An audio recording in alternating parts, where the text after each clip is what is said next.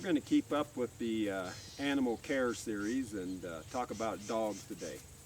And some of the videos you see, we're working dogs and use them for working the cattle, but I try to keep my dogs where I use them for work and they earn their, their exclusive that I spend so much money on, their dog food, but I also want them to be my friends and my pets and the partners. And we're standing here in kind of the special dog burial ground here at our place. And this is a big old beautiful tree in the shade, and this was the first dog that I buried here, and it was Huckleberry. And that was a Dog Mesa's that ended up staying here with me, and a wonderful old dog, and she was just a great dog, Huckleberry. And then this middle one is Portia, and she was like a lurcher, which is a coyote hunting dog.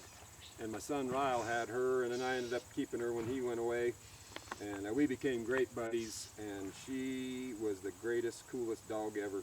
We'd be out riding somewhere and there'd be a skunk, and she would just attack it and just in moments have that skunk killed, and didn't matter what.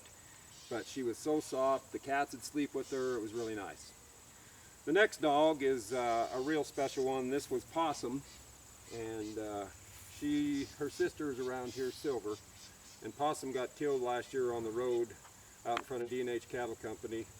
And she was a real special dog. She had a real special way of working cattle, and she was, I'll tell you, one time there's a lady, Heather, we were up at the 63 ranch, and her horse died, and we were all around and had to put her horse down, and she was really upset, and Possum knew that, and she went and spent the afternoon with that lady, with Heather, and she was just real special that way.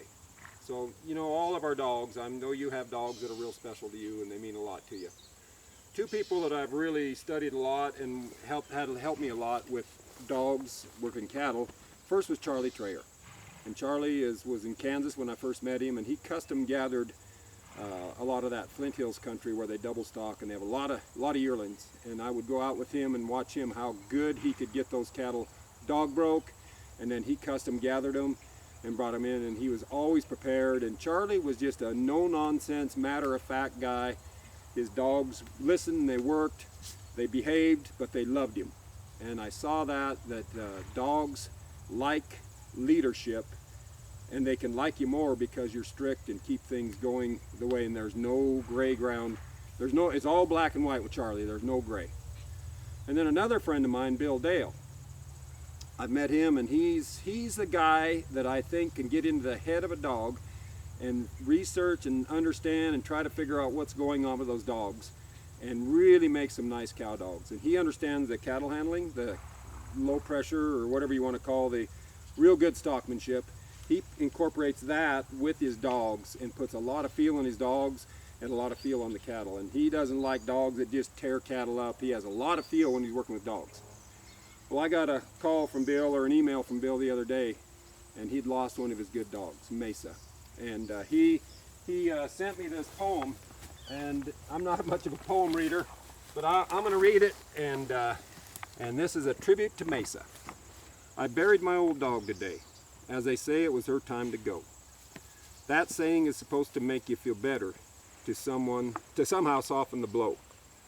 Why should I go to the trouble to bury her, I thought selfishly, in this heat, the ground so hard and dry. Then a voice reminded me that she had always done right by me, and you can't choose your time to die. I felt ashamed that any other option had crossed my mind. In my heart I knew what was right. Emotion took over and showed me the way, while logic stepped away from the fight. I picked a spot on a hill in the back, up high where her spirit can see, where she can keep a watchful eye on her descendants from the shade of the tall live oak tree. As I laid her to rest and said a few words, my feelings were hard to explain, but somehow doing right by her helped me to deal with the pain. It's hard to understand how much a dog can mean to you, how they can make your life complete. Other animals are special too, but they really can't compete. No other animal is so devoted to man, often placing themselves in harm's way, and when we ask, they'll do it again, day after day after day. No matter how long a dog lives, it's never enough. Their lives pass with a blur. but they give us more joy in their time with us than we give them, and that's for sure. I said goodbye. I said my goodbyes and walked down the hill knowing that I would visit again. To list all of the things that she'd done for me, I don't know where I'd begin. She was my #1 helper when training young pups, keeping the sheep in line, but her greatest gifts were the love that she showed me and the pups that she left behind. Rest in peace, old girl. You've heard your last on out, come by and away. No more walk up there or that'll do. I buried my old dog today. So, you all have dogs that you've loved and they've gone away too quick, but treat them as good as you can, and all the animals as good as we can, and just like Bill said, dogs are special to us. So hopefully that gives you some memories and shows you just what a good dog person is, and that's Bill Dale.